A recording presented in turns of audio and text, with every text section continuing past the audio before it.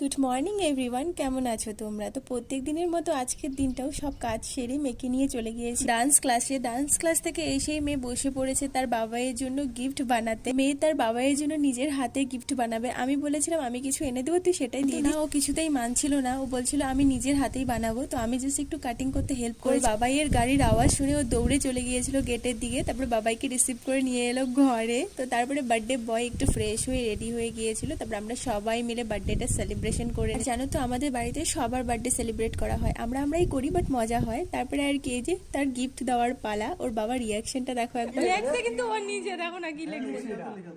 না ও বলছেও নিজে।